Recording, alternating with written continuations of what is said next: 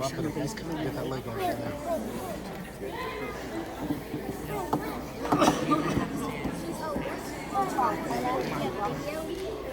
No, he's bumping and bumping.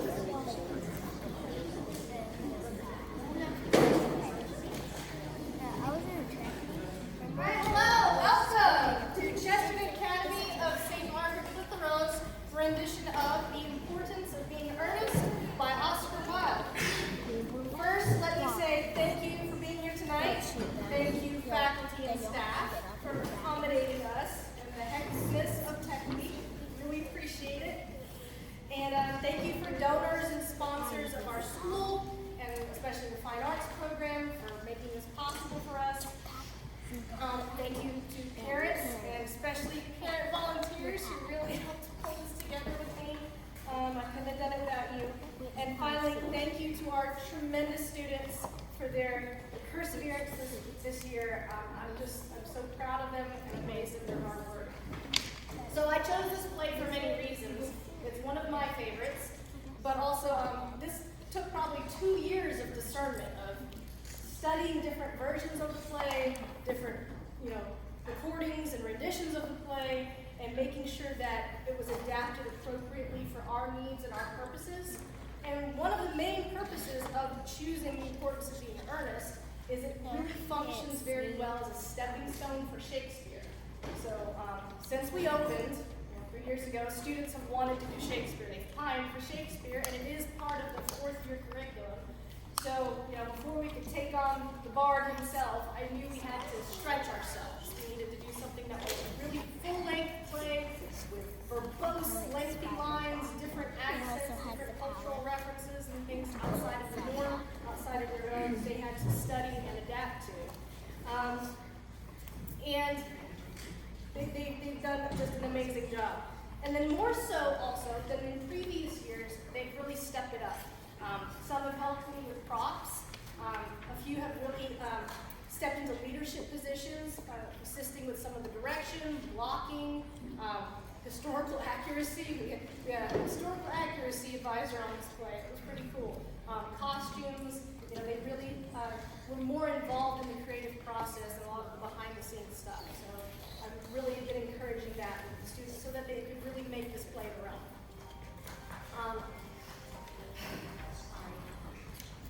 Like a many-colored humming top, he was at once a bewilderment and a balance. He was so fond of being many-sided that among his sides, he even admitted the right side. He loved so much to multiply his souls that he had among them one soul at least that was saved. He desired all beautiful things, even God. That's a quote by G.K. Chesterton about Oscar Wilde. So Chesterton was 26 years old when Oscar Wilde died, so they were contemporaries. And so in learning about this play and this context, they've actually gotten a glimpse into the same world that Chesterton lived in, specifically the London Victorian era. This quote sums up how Wilde was a complicated individual. Though he's celebrated throughout history for his wit, his sophistication in writing, he was nonetheless a flawed individual with scandal and things like that. But regardless, like many other complicated, noteworthy men in history, we as Catholic scholars, we're supposed to look at where they triumphed while still recognizing where they could have lived better. And it's worth noting that Wilde was the only member of his immediate family to be baptized Catholic, and he reverted to his Catholicism on his deathbed. So finally, The Importance of Being Earnest is considered one of the greatest classical comedies in Western civilization, shining a playful light on the prevalent hypocrisy of Victorian high society, but in such a way that's still very relevant today.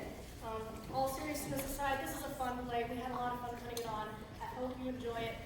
It is a little bit longer than our usual plays, so we do have some refreshments at the back. There's no intermission and there's no reception afterwards. But you're welcome to help yourself with some refreshments, and I hope you enjoy the show.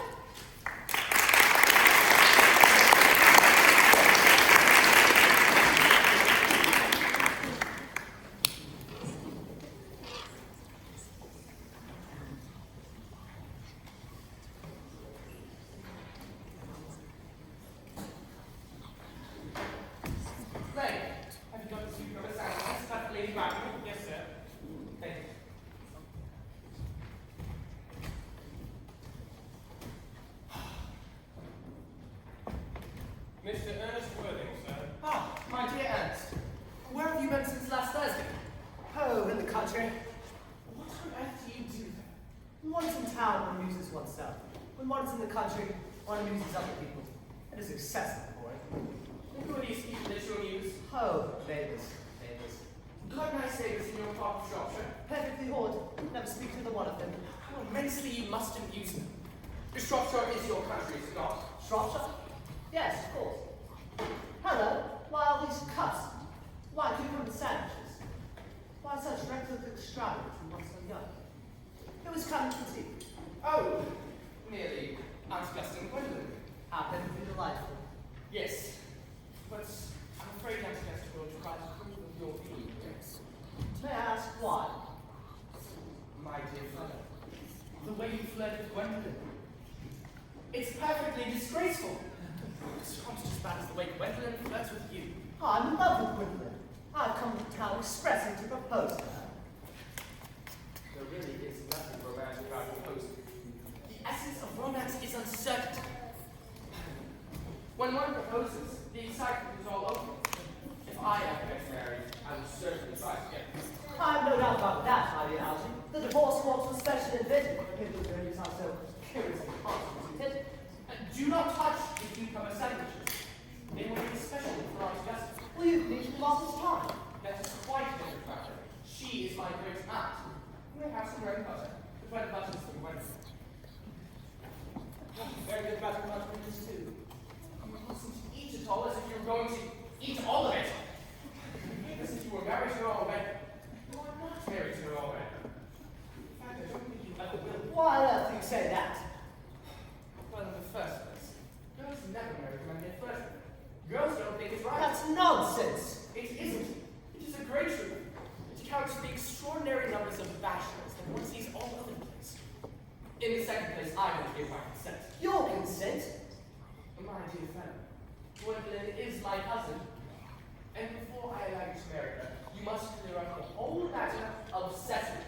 Cecily? What on earth do you mean by Cecily? I don't know anyone about that today. Bring the cigarette case Mr. Worthing left last time you dined here. Yes, sir. Do you mean to say that you've had my cigarette case all this time? I wish to goodness you would let me know. I was writing frantic letters to Scotland Yard about it. I was better than offering a large reward. I wish you would offer one. That would be more than usually happens this time. There's no good offering a large reward now that it's found. That is rather mean of you, Earnest, I must say. But now that I look at the inscription inside, I find that the thing isn't yours after all. Of course it's mine. You've seen it 100 times before. Besides, you have no right whatsoever to read what's written inside. It's a very ungentlemanly thing to do, reading a private cigarette case. Oh, it is ridiculous to have a hard and fast rule about what one should read and what one shouldn't. More than half of the modern culture depends on what one shouldn't read. I'm quite aware of the fact. I don't propose to discuss horticulture. I simply want my cigarette case. Yes, but this isn't your cigarette case. This cigarette case is a present from someone of the name of Cecily.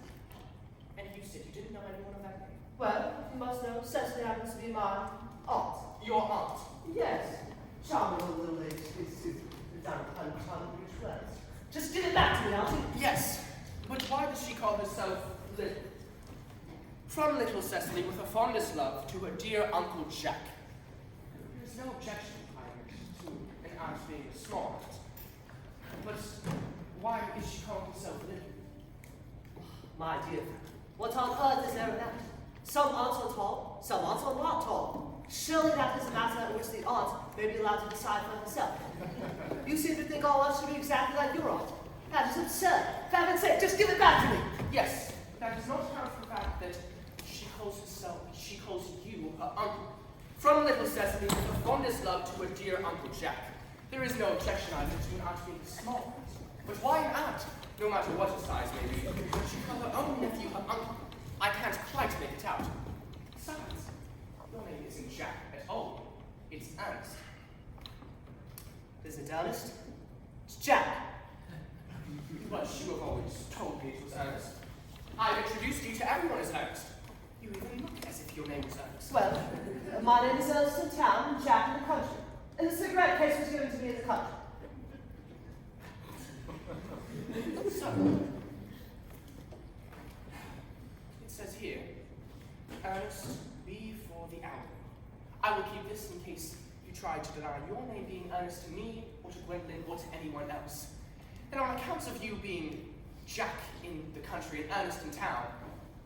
It's quite an interesting matter. But it still does not account for the fact that your dear aunt, little Cecily, calls you her uncle. Come now, old boy, you must have had the whole thing up at once. My dear fellow, there is nothing improbable about my explanation at all. In fact, it's perfectly ordinary. The late Mr. Thomas Carter, who adopted me when I was a little boy, made me his little guardian to his granddaughter, Miss Cecily Carter. Cecily, who addresses me as her uncle, out of motives of respect that you could not possibly appreciate, lives at my place in the country, under the guidance of her admirable governess, Miss Prison. My dear friend, I doubt whether you can understand my true motives. You are hardly serious. When one is placed in the position of guardian, one must adopt a very high moral tone on all subjects. It is one's duty to do so. As a high moral tone can hardly be said to produce much right in one's health or one's happiness.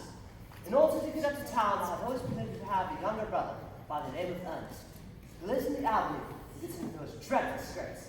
And that, my dear fellow, is the whole truth, pure and simple. The whole truth is rarely pure and never simple. Modern culture would be very tedious if it were either, and modern literature is free from possibility. I was quite right in suspecting you to be a bunburyist. In fact, you are one of the most advanced bunburyists that I know. What on earth do you mean? You have created quite a useful younger brother, called Earnest, so that you may be able to go into town whenever you choose. I have created a perfectly invaluable invalid by the name of Bunbury, so that I may be able to go down to the country whenever I please. Bunbury is perfectly invaluable.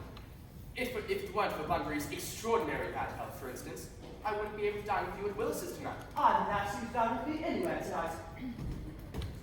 Well, you are incredibly careless about sending out invitations. Nothing annoys people so much as not receiving invitations. You want much time to dine with you, Aunt Augusta. I have the slightest intention of doing anything of the kind. In the first, I dine with her there on Monday.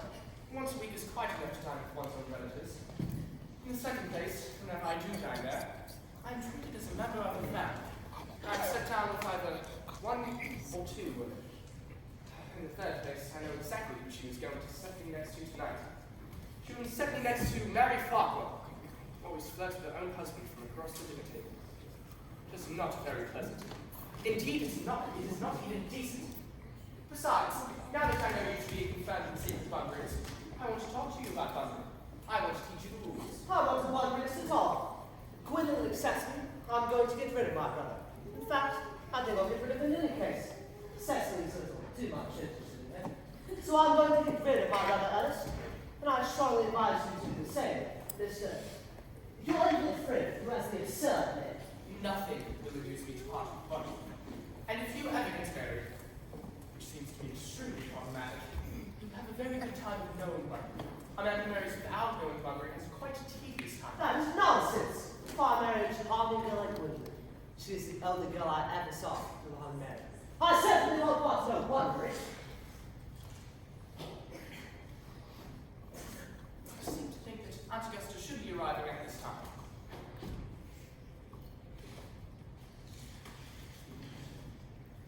Oh. There she is.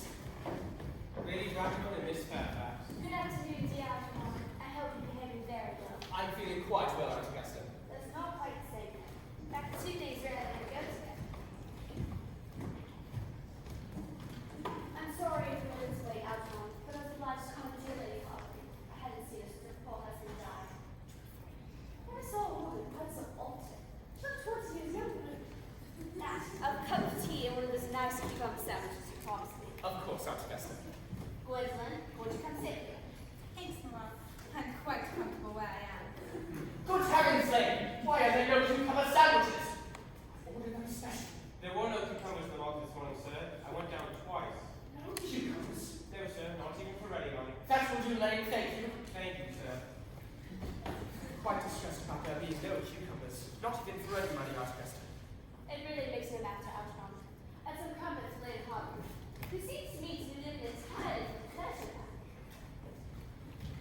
Thank you. I've quite a treat for you tonight, Algernon. I'm going to sit you down Mary Farquhar. She's such a nice woman, and so attentive to her husband. It's delightful. I'm afraid pleasure of dining with you tonight. A very disappointment to me, but I have just received word that my poor friend Bunbury has just become very ill again. I seem to think I should be with him. It's very strange. Mr. Bunbury seems to suffer from curse of bad health. Yes, poor Bunbury is a dreadful invalid. Well, I must say, Algernon, that I think it is high time that Mr. Bunbury make up his mind whether he was going to live or to die. This shilly-shallying question is absurd, nor do I in any way approve of the moral sympathy of invalids. I consider it morbid. Illness of any kind is hardly a thing to be encouraged in others. Health is the primary duty of life. I'm always telling that to your poor uncle, but he never seems to take much notice, as far as any improvement goes. I should be much obliged if you would ask Mr. Bunbury for me not to have a relapse inside today, for I require Mr. Gray for music for me. It's my last reception, and we want something that will encourage conversation, particularly at the end of the season, when one has already said all they have to say, which in most instances is probably not much. I will speak to Bunbury, Augusta, if he is still conscious. The music, however, is of great difficulty. You see, if people play good music, people won't listen. If they play bad music, people won't talk. But I shall go over the program that I drawn out for you, if you will kindly follow me to the next room for a moment. Thank you, Algernon. I'm sure the program will be delightful, active, and music. When the point you will come. Certainly, Mama. Ah, charming days then, Miss Fairfax. Pray don't talk to me about the weather, Miss Wood. Whenever anyone talks to me about the weather, I feel quite certain it means something else. Oh. And it makes me so nervous. I do mean something else. I thought so. In fact, I'm never wrong. Now I'd like to be allowed to take advantage of Lady Raffles' temporary absence. I would certainly advise you to do so. Mama has a way of coming suddenly back into your room that I've often had to speak to her about. Miss Fairfax, ever since I met you, I have loved you more than anyone I've ever met since I met you. Yes, I'm quite aware of the fact. And I wish that in public at any rate, you've been more demonstrative. For me, you've always had an irresistible fascination. Even since before I met you, I was far from indifferent to you. We live, as I hope you know, Mr. Worthing, in an age of ideals. The fact is constantly mentioned in more expensive monthly magazines, and has reached the providential pulpits I'm told. And my ideal has always been to love someone with the name of Earnest. There's something in that name that inspires absolute confidence. The moment Algernon first mentioned to me that your friend called Earnest, I knew I was destined to love you. You really love me? Passionately. Darling, you don't know what happened, baby. My own Earnest. But you don't mean to say that you could have loved me by name. Wasn't you? But your name is Earnest. Oh, yes, of course. I know it is. But supposing it was something else, do you mean to say that you could have loved me then? That is clearly a metaphysical speculation, and like most metaphysical speculations, there's very little reference at all to the actual facts of real life as we know them. Well, personally, darling, to speak quite candidly, I don't much care for the name Ernst. I don't really think the name suits me at all. It suits you perfectly. It's a divine name. It has a music of its own. It produces vibrations. Well, really, Gwendolyn, I must say, I think there are lots of much nice names out there. I think Jack, for instance, a charming name. Jack!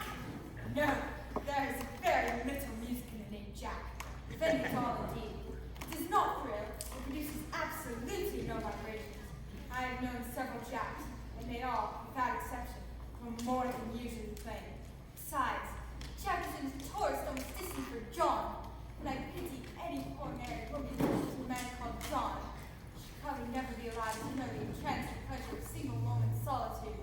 The only really safe name is Earnest. Gwendolyn, I must have christened it once. I mean, we must get married at once. And that's how it's all.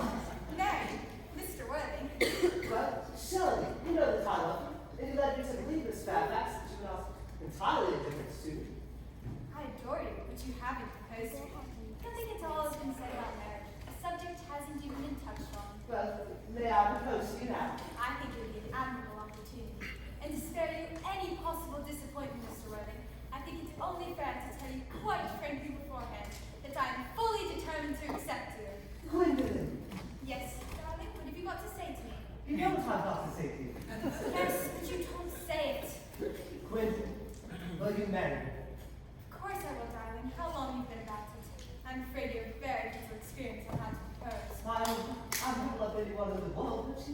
Yes, it's been often devoted to practice. I know my brother Gerald does. All my girlfriends tell me so.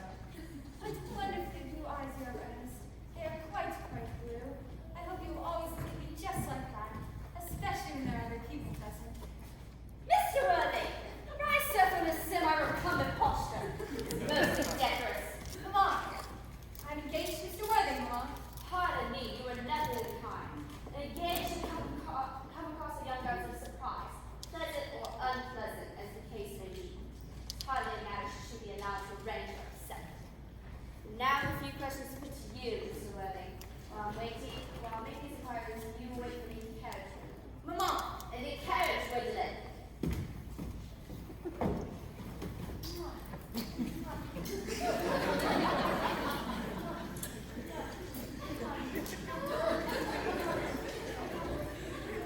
Gwendolyn, the carriage.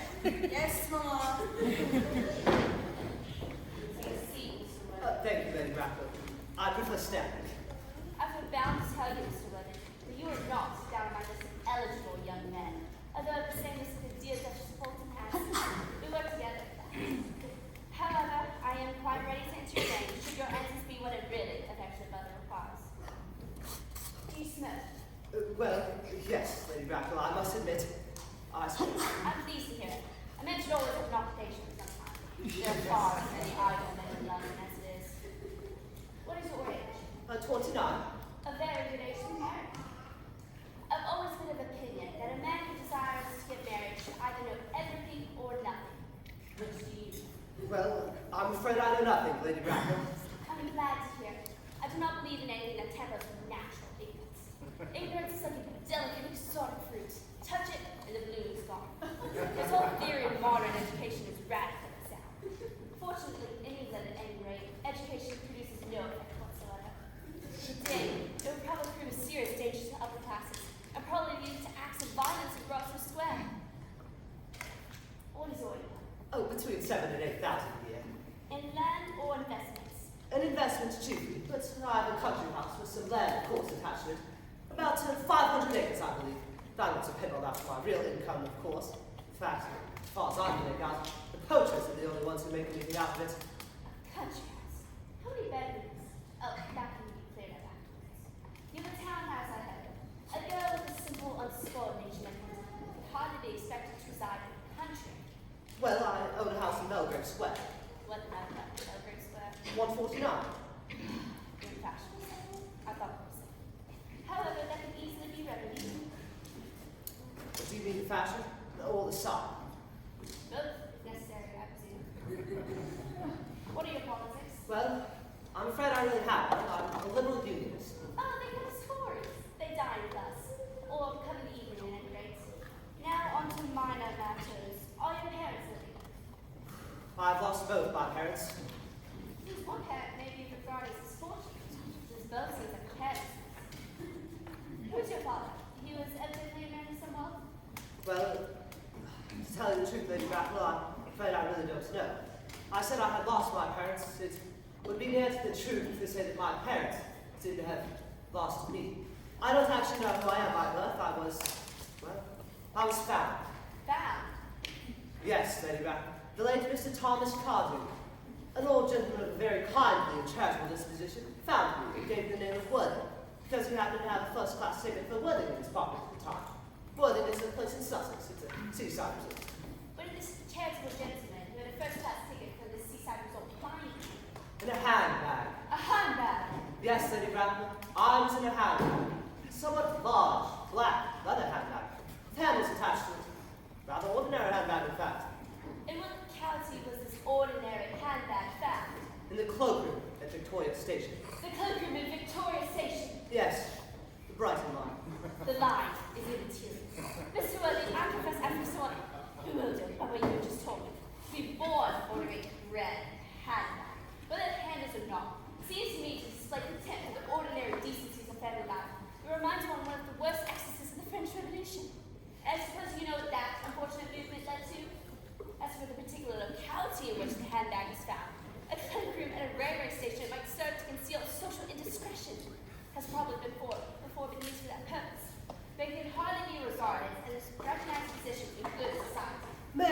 would you advise me to do? I need hardly say I would do anything in the world to ensure Gwendolyn's happiness. I would strongly advise you, Mr. Worthing, to try and acquire some relation as soon as possible, to make a definite effort to produce at any rate one pair of either sex before the season is quite over. Well, I don't see how I could possibly manage to do that.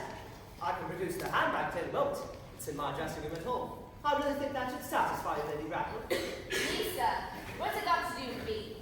Hardly imagine that I or Lord Bracknell would dream of allowing our only daughter, a girl brought up with the utmost care, to marry to a clergyman, form a line to the past. Good day, Mr. Worthing.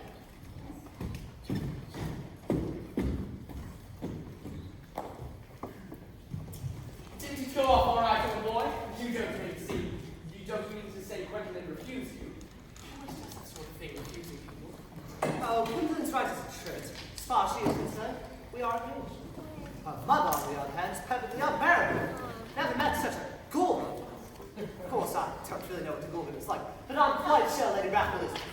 In any case, she's the monster without being the myth, which is rather unfair. Say, Archie, you don't think there's any chance of becoming like her mother in about 150 years, do you? All women become like their mothers. That is their tragedy. No man does, and that is his. By the way, did you tell Gwendolyn the truth about your being Earnest in town and Jack in the country? Oh, truth isn't the sort of thing one tells to a nice, sweet, refined girl like that. What extraordinary ideas you have about the way to behave to a woman. The only way to behave to a woman is to rule her if she is free, and someone else if she is lay. That is nonsense. What about your brother?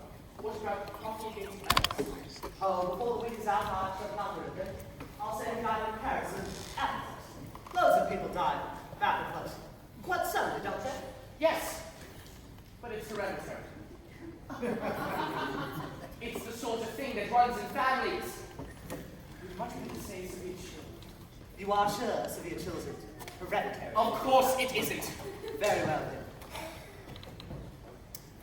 But didn't you say Cecily was quite fond of your brother Earnest? Don't she feel he's lost a great deal? Oh, that is all right. Cecily's not a silly romantic girl, I'm glad to say. She's got a cat and appetite, goes on long walks, and pays no attention whatsoever to the lessons. I would quite like to meet this Cecily. I will take great care you never do. She is excessively pretty and only just 18. Have you told Gwendolyn that you have an excessively pretty ward who is only just 18? Of course not. One doesn't blurt these things out of people. Besides, Gwendolyn and Cecily are perfectly certain to be best friends. I'll bet you anything you like that half an hour after they have met, they'll be calling each other sister. Women only do that when they have called each other a great deal of other things first. By the way, you should go get ready to dress for dinner. Don't you know it's almost 7? Oh, stop. I never knew you would. What shall we do after dinner? Perhaps go to a club? No, I detest talking.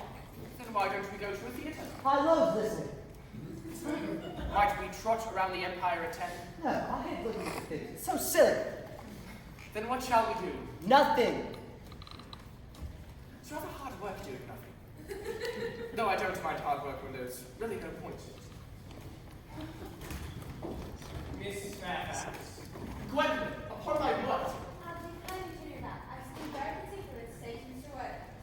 I'm sorry, Gwendolyn, but I really cannot allow this. Algie, you always adopt a strictly immoral attitude towards life. You're not quite old enough to do that.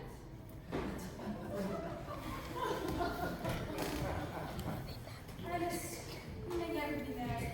From the look on Mama's face, I fear we never shall. Few parents nowadays pay any regard to what their children say to them. The old-fashioned respect for the young is fast dying out. Whatever influence I had over Mama, I lost at the age of 3. Although she may prevent us from becoming man and wife, and I may marry someone else, and marry often. Nothing she can possibly do can alter my eternal devotion to you. Dear Gwyn. The story of your romantic origin, as related to me by Mama, with unpleasing comments, has naturally stirred the deeper fibers of my nature. Your Christian name has an irresistible fascination. The simplicity of your character makes you exquisitely incomprehensible to me. You have time dressing me out in your hat. What is our dress in the country? There's good postal service, I suppose. I will communicate with you daily. Yes, the manor house rules. Head shop.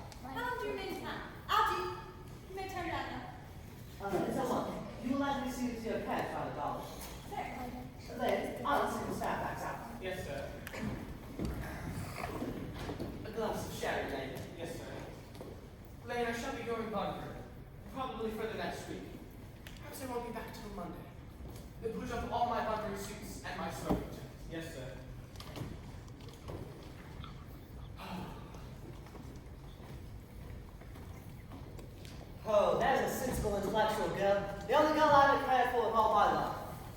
What's on earth are you so used at? Oh, nothing. Just worried about the poor bugbery, that's all. You don't take care of your bugbery until you do some serious scrapes. I love scrapes. They are the only things that are never truly serious. That's nonsense. You never speak anything but nonsense. Oh dear, knows.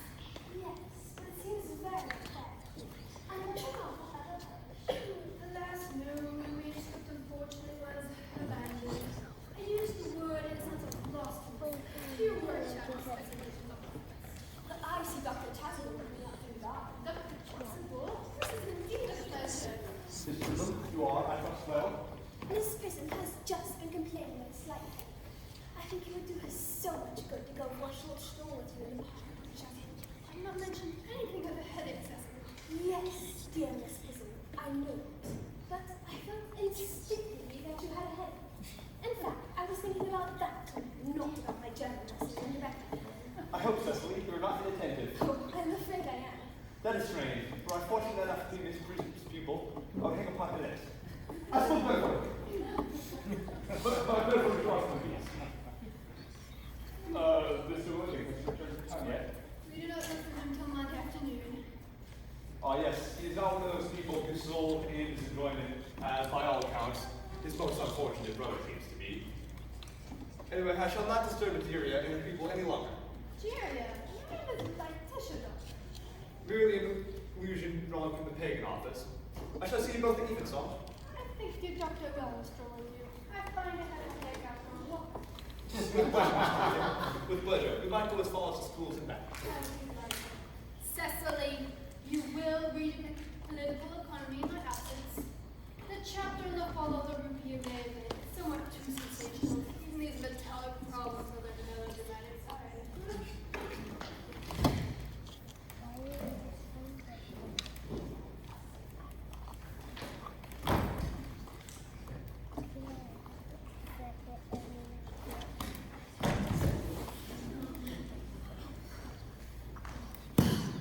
Horrid political economy, horrid geography, horrid German.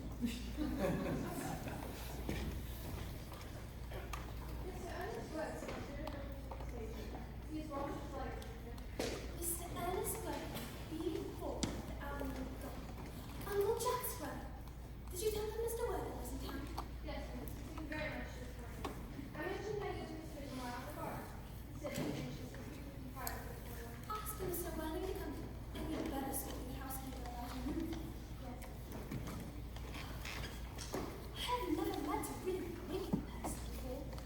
I feel rather frightened. I'm so afraid he'll look just like everybody else.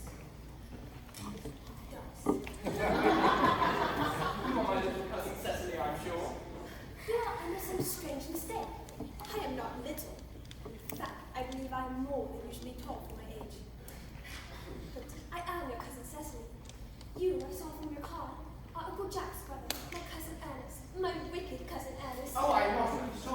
You mustn't think that I am wicked, Cecily. If you are not wicked, then you have certainly been deceiving us all in a very inexcusable manner. I hope you have not been being wicked and being really good all the time. That would be hypocrisy. I must admit I have been rather reckless.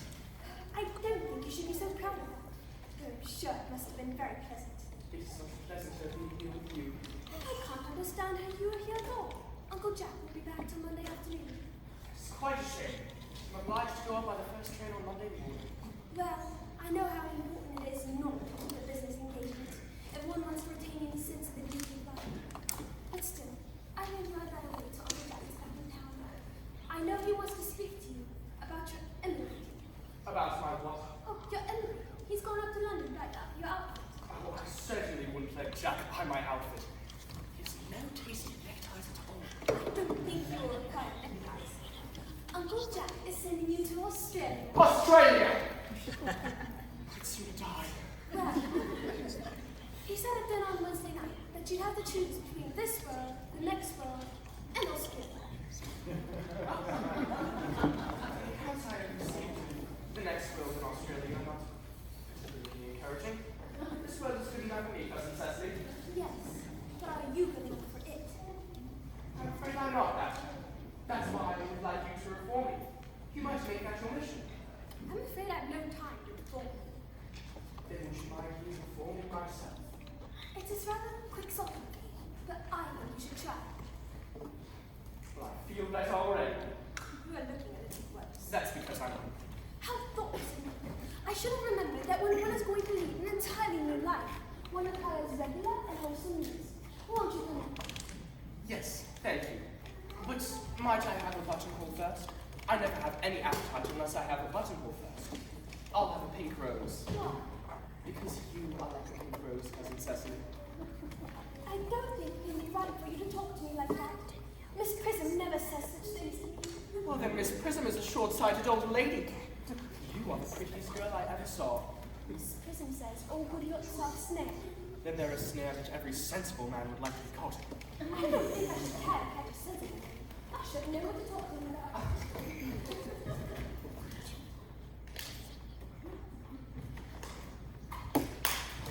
They should get married, Dr. Chastel. And this son broke I can understand. A woman would never. Oh, believe me, I do not deserve so nihilistic a phrase.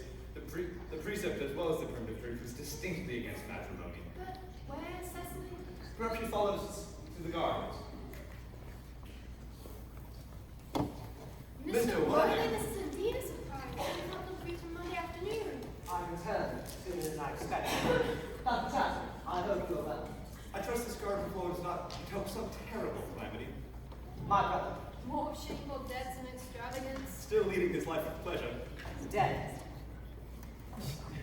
Your brother Ernest is dead? Oh, what a lesson for him. I trust you will profit by it. You at least have the condolences of knowing that you're always the most generous of the two brothers. Poor Ernest. He had many faults. It is still sad. Sad. Very sad indeed. Were you with him at the end? No, he died abroad. In Paris, in fact. I had a telegram last night from the manager of the Grand Hotel. Was the cause of death mentioned? Severe chill, it seems. Well, the man suffers, so shall he reap. Charity, dear Miss Prism, charity. None of us are perfect. I myself am peculiarly susceptible to droughts. Will the interment take place here? No, he seems to have expressed a desire to be buried in Paris. Paris! Oh, no. You would no doubt wish me to make some slight allusion to this domestic affliction this Sunday. My sermon on the meaning of the man in the wilderness can be adapted to almost any occasion. I preach it at harvest festivals, celebrations, christenings, confirmations, on days of humiliation, and festival days. The bishop who was there was much struck by some of the analogies I drew. That reminds me, you mentioned christening, so I think Dr. Chapman. I suppose you know how to christen are. I mean, that's who you are. You seem to be christening, aren't you? Yes, but is there any infant you're interested in? No. I'm quite fond of children. But the fact of the matter is, I would like to be christened myself. This afternoon, we have nothing better to do. But surely you've been christened already. Well, I don't remember anything about it. Of course, I don't know if the body will know anything I'm going to old for that. Oh, not at all. The sprinkling and indeed the immersion is a perfectly canonical practice. Immersion? You need have no apprehension. The sprinkling is all that is necessary for, indeed, I think advisable. Oh, might I come round at 5? Perfectly. In fact, I have two similar ceremonies going on at the same time. Pair of twins. Poor Jenkins, the most heartbreaking man. Well, I don't see much fun in being christened along with other babies. That would be childish. Might I try around about 5 days? Admirably. I shall not intrude into this house of sorrow any longer. It seems to me a lesson is extremely awful time. Uncle Jack, you're home. What horrid clothes you got. Do go to change them. Cicely! Look as if you had to. And you'll never get some news like that. Who do you think is in the gun? Your brother. Who? Brother Ernest. What nonsense! I'm not a brother. Don't say that. No matter how badly he may have behaved to you in the past, he is still your brother. Oh, we'll get him. And you will shake hands with him. Won't you? Well, these are joyful tidings. Resigned to his loss of son return seems to me peculiarly distressing. My brothers and daughters. I don't know what wrong is. It's perfectly absurd. God have it! Sorry. I've come down from town to tell you that I am very sorry for all the trouble I've given you. Can you sense there's a better life? Uncle Jack, you are not going to refuse your own brother's hand. Nothing will induce me to take his hand. I find his coming down here disgraceful. He knows perfectly well why. I find Brother John's coldness to me particularly hurtful. I do admit that the faults were all on my side. Uncle Jack, if you don't take your brother's hand, I will never forgive you. Never forgive me. Never. Well, this is the last time I shall ever do so. Oh, what a perfect reconciliation. We should leave these two brothers alone together. Certainly, Mrs. My little task of reconciliation is over. You have done a beautiful action today, dear child. That's not even mentioning You young scoundrel, Algy! You have got to get out of this place at once. I don't allow any bumbering here. Mr. Earnest's things in the room as well, sir. What? Mr. Earnest's luggage, sir. I've packed it in my room next to yours. His luggage. Yes, sir. 3 performances, a dressing case, 2 hat boxes, 1 box, 2 caskets. Merriman, order the dog out at once. Mr. Earnest has been suddenly called back to town. Yes, sir. I don't think I've heard anyone call me back to town. like your clothes. You look perfectly ridiculous in them. You know, it is quite childish to be important to someone who was really staying with you for more than a week. You are certainly not staying with me for a week, as a guest or as anything else. You have got to leave by the 4:05 train. Well, if you don't, if I go change my clothes. Yes, if you don't take too long. I've never seen anyone take so long to dress with such a little result. Well, it's better than being as overdressed as you are. When I am a little overdressed, I make up for it by being immensely overeducated. Your vanity is ridiculous. Your honor and outrage. With your presence in my garden, that will be absurd. However, you have got to rest at 4:05, and I hope you're on a pleasant journey back to town. This bunkering at the bar has not been a great success. I think it has been a great success. I'm in love with Cecily, and that is everything. I do hope I see her one more time before I go. Oh, yes. He's cold, the dog has me. This is a very painful party. This is indeed a very painful party. It's easy to part from old friends, but it's so painful to part from anyone to whom one has just been introduced. I hope you don't mind me stating quite frankly and openly that you seem to be the visible personification of absolute perfection. I think this is such a great practice. If you don't mind, I will copy your remarks into my diary. Oh, your diary. May I have a look at it? No. You see, it is simply a very young girl's record of her thoughts and impressions, and consequently meant for publication. When it appears in volume, I hope you will. Pray, Earnest, don't stop. I would like to take me down to vacation. I have reached absolute perfection. You can go on. Ernest, don't cough. When one is dead, one should speak fluently and not cough. Besides, I don't know how to spell cough. Let's see. Cecily, ever since I first met you, I have dared to love you wildly, devotedly, passionately, and hopelessly. Dog on his way, sir. Oh, tell him to come round next week at the same hour.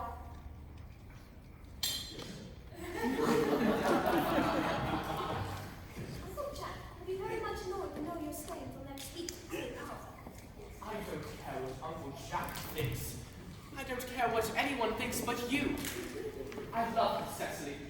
You will marry me, won't you? You silly boy. Of course. Why, we've been engaged for the last 3 months. For the last 3 months. Yes, it will be exactly 3 months in Thursday. But how did we become engaged? Well, you see, ever since Miss Prison told me that Uncle Jack had a brother who was a very wicked dad, you, of course, have been the only person to talk about. And the man was very much talked about.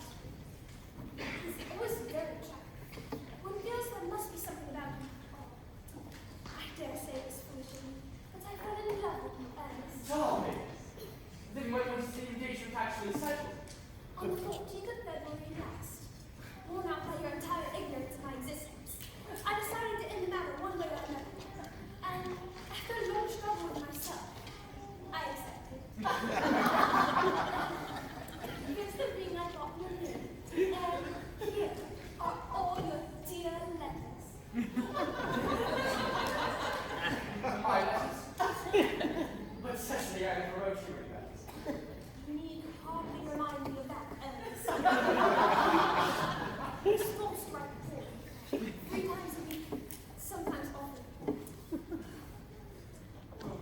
May I see them? No, they would make you far too concerned. The 3 I wrote after I broke off our engagement are so beautifully badly spelled that even now I can hardly read them without crying. But was our engagement ever broken off? Of course it was. Let's put this up in the fast march and see the entry if you like in the diary. Today, I broke off my engagement with Ernest. I feel it's better to do so. The weather still continues charming. Why did you break it off? What had I done? I had done nothing at all, Cecily. I'm very glad to see that you broke the engagement. Particularly when the weather was so charming. I forgave you before the week was out. angel you are. You'll never break off the engagement again, will you? I don't think that I've actually met you. Besides, that's a question of me. It has always been a girlish dream who loves someone whose name is Earnest. There's something about that name that seems to inspire absolute confidence. I pinch in poor married woman whose husband is not called Earnest. Well,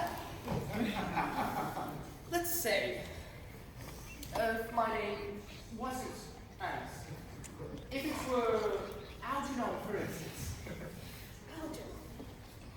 But I don't like the name. Oh, but why not? That's not really a bad name at all. In fact, it's rather an aristocratic name. More than half the chaps who get into the bankruptcy court call that. But really, Cecily, if my name was Algernon, couldn't you love me? I might respect Ernest. I might admire your character, but I feel I should not be able to give you my undivided attention.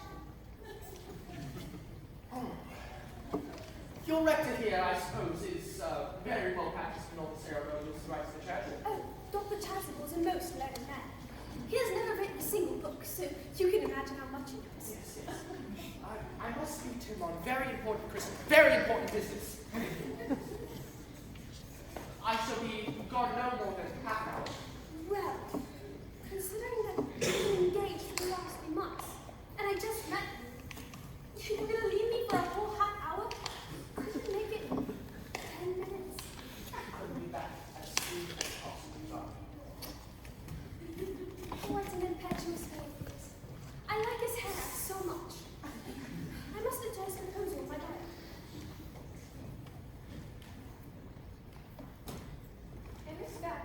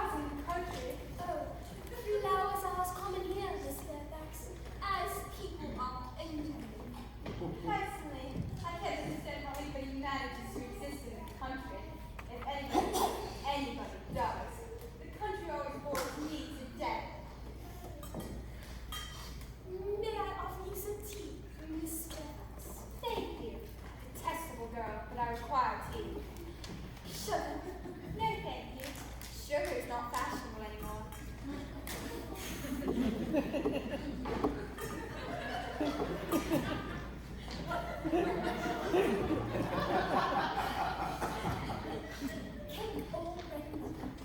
and butter, please. I hate this bread we're seeing at the best houses nowadays.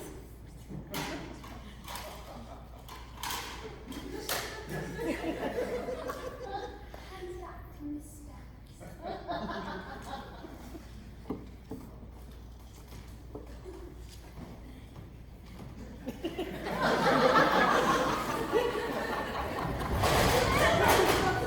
Your Highness, speaking of the bread and butter, you have been paid. I am no further to the extraordinary sweetness of my nature. But I warn you, Miss Carpenter, you may go too far. To save my poor, innocent, trusting boy from the machination of any other girl, there is no limit to which I would not go. From the moment I met you, I distrusted you. I felt that you were false and deceitful. And I am never deceived in such matters. My first impression to people are invariably right. It seems to me, Miss Fairfax, that I am trespassing under value time. No doubt you have many other calls of a similar character connected with it. Ernest, my own Ernest. A moment. May I ask if you're engaged to be married to this young lady? To the dear little Cecily? Of course not. What could have put such a silly idea into your pretty little head? I knew there was some mistake. The gentleman standing next to you is my guardian, Mr. Jordan Worthing. I beg your pardon. That is Uncle Jack. Jack! Oh, This is Ernest. Hello, my darling. A moment. May I ask, are you engaged to be married to this young lady? What?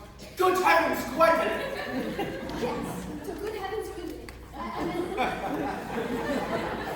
No, of course not, Cecily.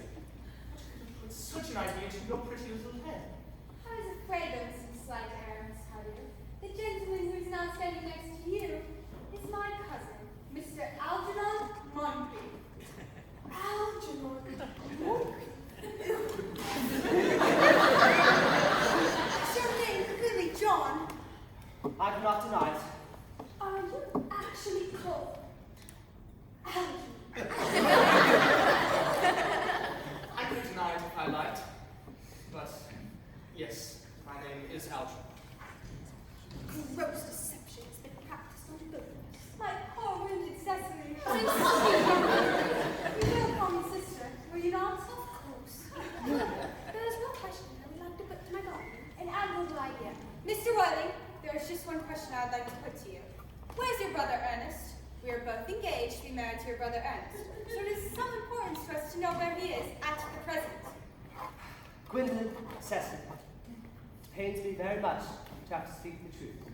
It is the first time in my life I've ever been reduced to such a position. And I'm afraid I'm really quite inexperienced in doing anything of the kind. However, I will tell you quite frankly that I have no brother. I have never had a brother, and I never intend having a brother ever for the rest of my life. Not even of any kind. None. No brother at all. None. Not even of any kind. A gross deception has been practiced on both of us. I'm afraid it is quite clear that neither of us is engaged to be married to anyone. This is not a very pleasant position for a young girl suddenly to find herself in, is it? Let us go into the house. They will hardly venture after us there. No, men are so cowardly. This ghastly state is what you call buntering, I suppose. Yes, and a perfectly wonderful bunbury it is. The most wonderful bunbury I've ever had in my life. The only small satisfaction I have with all this wretched business is that your friend Bunbury is quite exploded. You won't be able to sneak down to the country quite so often as you used to, dear Algie. And a very good thing, too. It seems that your dear younger brother Ernest is a little off color, isn't he, Jack? You won't be able to sneak up into the town so often as your wicked custom was. Not a bad thing either. As for your conduct towards Miss Carr, I must say, that taking in a sweet, simple, innocent girl like that is quite an excuse. To say nothing of the fact that she is my ward. I can see no excuse for your deceiving a brilliant, thoroughly experienced young lady like Miss Fairfax. To say nothing of the fact that she is my cousin. I simply want to be engaged with her. That's all. I love her. I simply want to marry Cecily. I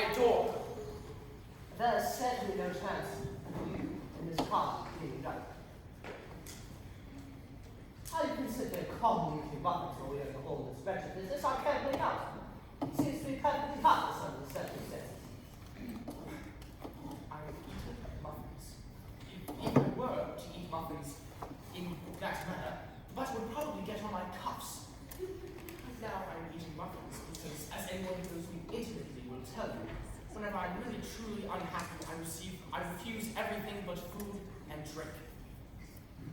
Right now, I'm eating muffins because I am unhappy. Besides, I'm quite fond of muffins. That is the reason why you should eat them on that 3D way. But you just said it was perfectly heartless to eat muffins. I said it was perfectly harmless of you. Under these circumstances. I suppose the man made his own muffins in his own garden. That may be, but the muffins are the same. Algernon, I've already told you to go. Why won't you go? Well, you can't ask me to go without having dinner. It's absurd. Besides, I'm going to be christened by the name of Earnest under Dr. Chasford at 5:45 this afternoon.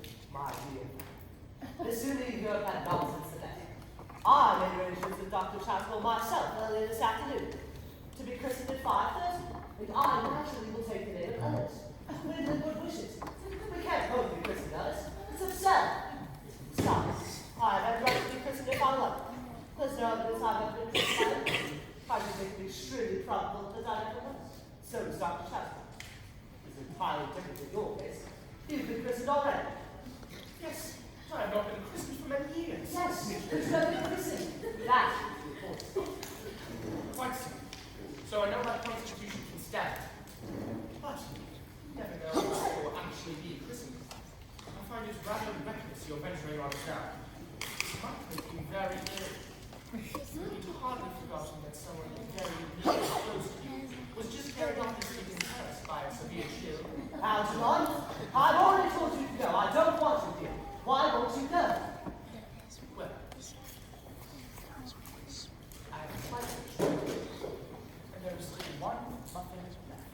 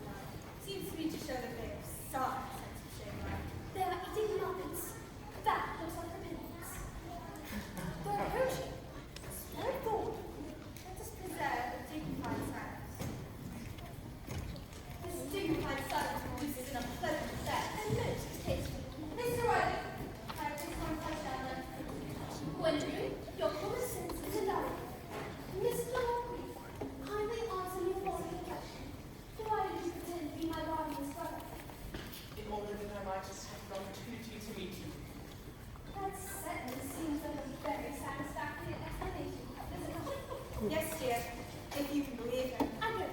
But that does not affect the wonderful beauty of the songs. True, it matters of great importance. Style, not sincerity, is provided here. Mr. Worthing, what explanation can you give to me of the younger brother? Is it in order that you might come up to town and see me as often as possible? Can you doubt us, Miss Fairfax? I have the greatest doubts upon the subject, but I intend to doubt. This explanation certainly seems satisfactory, especially Mr. Worthing's. Seems to have the stamp of truth upon it. Algernon's voice alone inspires me with absolute credulity. You think I should forgive them? Yes, I do know. True, I'd forgotten. There are principles at stake that one cannot surrender. Which one I should tell them? You will not go to speak at the same time.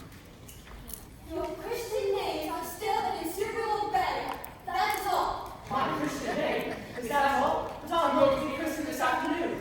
For my sake, you're prepared to do this terrible thing? I am. For me, you're ready to face this fearful ordeal. Of course I am. How absurd to talk about the equality of the sexes. For questions of self-sacrifice, I should say. Men are infinitely beyond us. They have moments of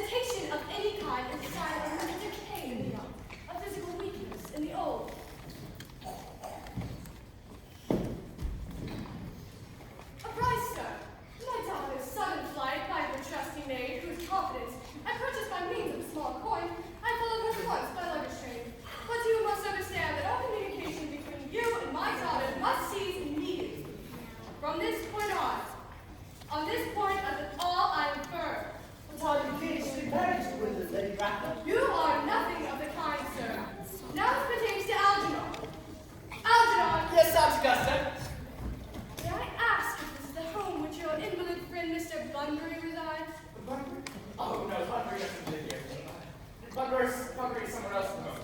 In fact, Bunbury is dead. Death! When did he die? His death must have been extremely sudden. Yes, I killed him this afternoon. He died this afternoon! What did he die of? Oh, this is quite exploded. Exploded? Was he the victim of a revolutionary outrage? I was unaware Mr. Bunbury was interested in social legislations. If so, he is well punished for his morbidity. What I meant to say was that Bunbury was found out. His doctors found out that he could no longer live. So he died.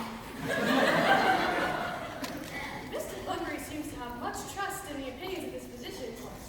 I am glad, however, that he came to a conclusion of one course of action or another.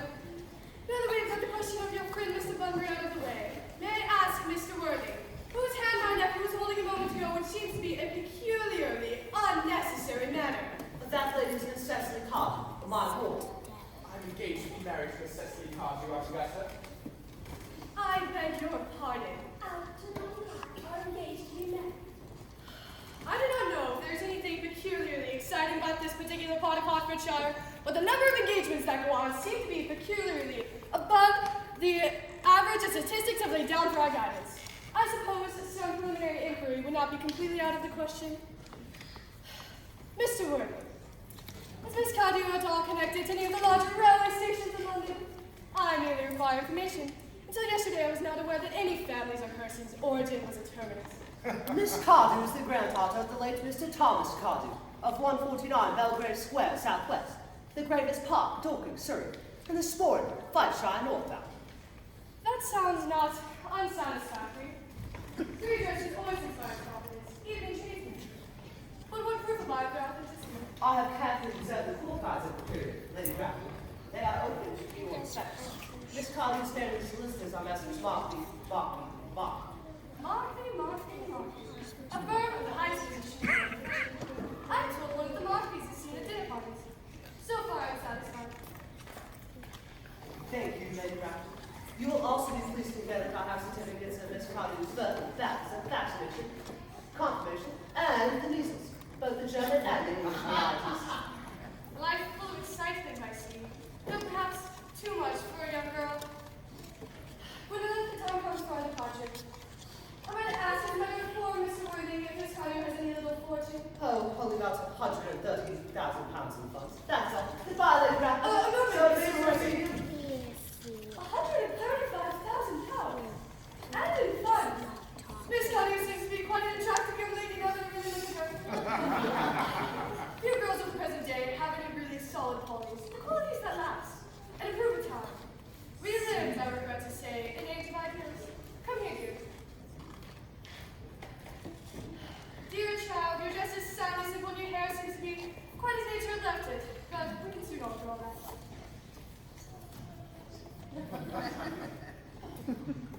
Why did I suspect? There are many social possibilities in your profile. The modern world wants always for their principles and their profile. Then a little higher, dear. So largely depends on how a chin is worn. At present, it is 1 half. Algernon! Yes, Augusta. There are many social possibilities in your social profile. Yes, Cecily is the dearest, prettiest girl I ever saw in my whole life. And I would care too has social possibilities. Never speak disrespectfully of society, Algernon. Only people who cannot get into that. My dear Cecily, you must understand that Algernon has only steps to rely on. Well, I suppose I must give my consent. Thank you, Augusta. Cecily, you may kiss me. Thank you. And for the future, you may now call me Aunt Augusta.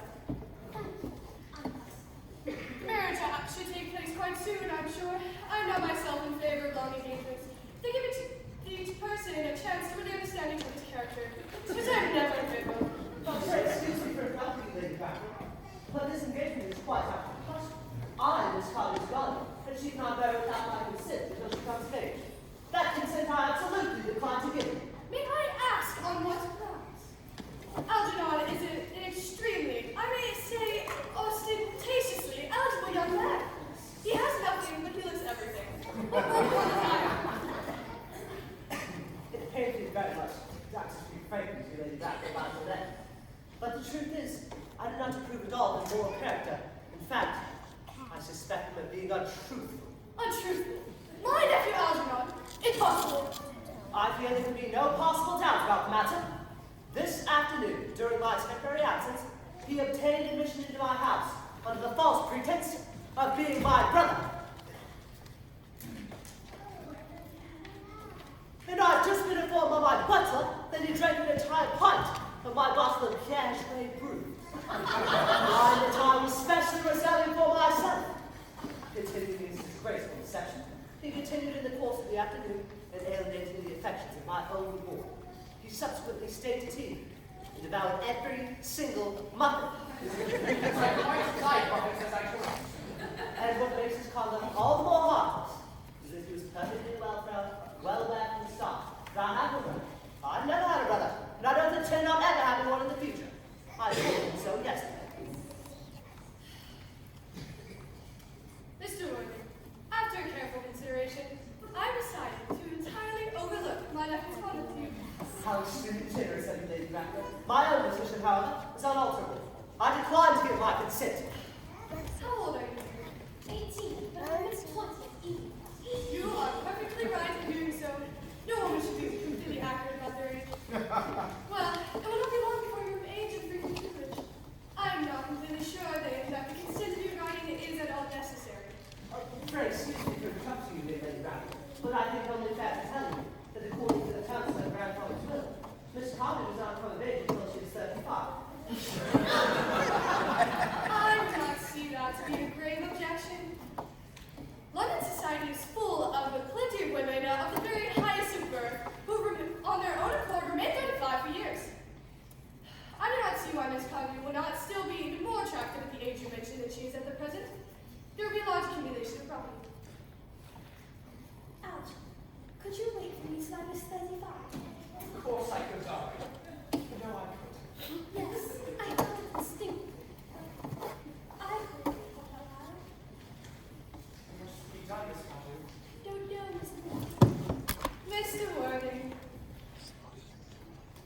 As Cicely clearly states that she cannot wait all the time until she is 35, a remark which seems to be an extremely impatient nature. I beg of you to reconsider your decision. But my dear Lady Ratcliffe, the matter is entirely in your own hands. The moment you consent to my marriage with William, I must gladly allow your death for an alliance. It's my call. You must understand that what you ask is out of the question. Then a passionate celibacy is all that any of us can look forward to. That is not the fate I propose for Gwendolyn. Algernon, however, can come to his own conclusions. Come here, and leave us 5 without 6 trains. Miss Another will lead to comments on the platform. Everything is quite ready for the christenings. Christenings? Is that not somewhat premature? Desire for immediate baptism. At their age, the idea is grotesque and irreligious. Algernon, I forbid you to be baptized. Am I to hear that there will be no christenings this afternoon? I'm afraid the documents, as things are now, will not be of much use to either of us. I'm grieved to hear such sentiments from you, Mr. Worthing. They savor of the heretical view of their status, which I've completely refuted in 4 of my unpublished sermons.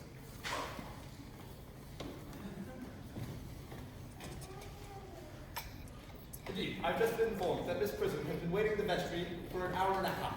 Prism. Did I hear you say prism? Pray allow me to detain you for a moment. This matter may prove to be of grave importance to myself and Lord Bracknell. Is this Miss Prism a female of repellent nature, remotely connected to education? She is the most cultivated of ladies and the very picture of responsibility. It is obviously the same person. May I ask what position she holds in your household? I am a celibate, madam. This prison, Lady Ratcliffe, has been for the last 2 years. Miss Carter receives young Miss Invaluable. She approaches. She is mine. I was told you expected me in the vestry of your cannon. I've been waiting for you that for an hour. What? Prism!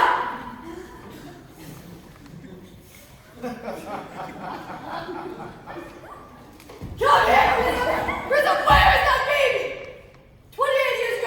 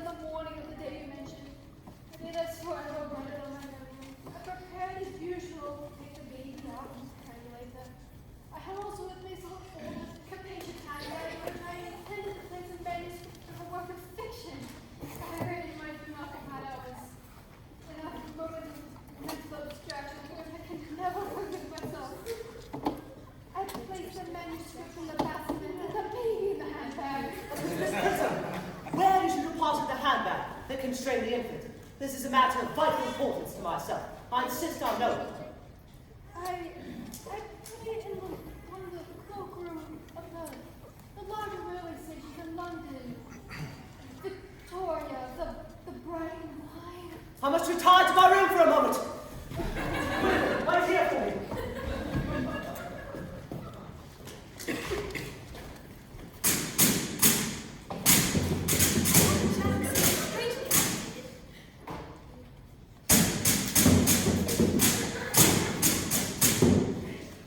Stop now.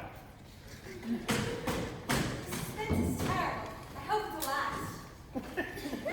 The noise is extremely unpleasant. Is this the handbag, Miss Wilson? Examine it carefully before you speak. The happiness of more than one life depends on your answer. Seems to be mine. Here on the lock are my initials. The bag is undoubtedly mine. I'm delighted to have it unexpectedly restored to me. It's been a great convenient thing without all these years. Miss Prism, more is restored to you than just a handbag. I was the infant you placed in it. You, Yes, Lady Bracknell. Yes, mother. Mr. Rodney, I am unmarried. I do not deny this is a serious blow. But after all, who can cast a stone against one who has sinned? I forgive you. Mother. Mr. Rodney, there's an error. There's a lady who can tell you who you really are.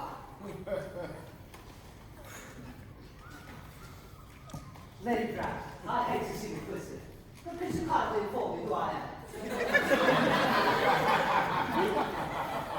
information that I would like to give you will not altogether please you. You are the son of Mr. Moncrief. Consequently, Algernon's elder brother. Oh, you told me. I always said I had a brother. You never doubted I had a brother. This Prism, my fortunate brother. Dr. Chastel, my fortunate brother. Women, my fortunate brother. Algy, you young scoundrel. You'll have to behave to be better in the future. You never behaved like a brother in all your life. Well, not today, I admit, but I was rather out of practice. My own. But what own are you? What is your Christian name, now that you've become someone else? I quite forgot that point. Your decision on the subject of my name is irrevocable, I suppose. I never change, except in my affections. But pray excuse me for a second, Doctor. Because at the time when Miss Prison departed the inner house, had I been christened already? Every luxury that money can buy, including christening, has been lavished on you by your daunting and loving parents. Ah, then I was christened, it's settled. Now, what name was I named? Let me know first. Being the eldest, you were naturally named after your father. Yes, what was my father's Christian name? I cannot at the time remember the general's name. I am sure that he has one of. Algy, can't you remember what our father's name was? I'm sorry, dear fellow, but he died before I was a year old. We were never even on speaking terms. His name would appear obvious in the period, I suppose, after that. The general was a man of peace, except in his domestic life. But I'm sure that his name would appear in the military directory. The military records for the last 40 years are here.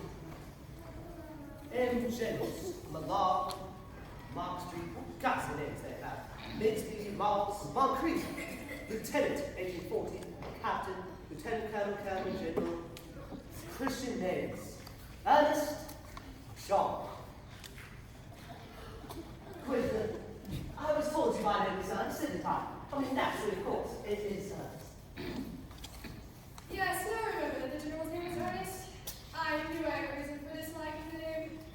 Ernest, my own Ernest. I felt from the first you had no other name. Oh, good. It is a very hard thing for a man to find out that he has been telling nothing but the truth his entire life. Can you forgive me? I can, but I feel that you are sure to change. Dear Gwyn, Dear Cecily, at last. My dear nephews, you seem to be displaying signs of triviality. on the contrary, Aunt Augusta, I realized for the first time in my life the vital importance of being earnest.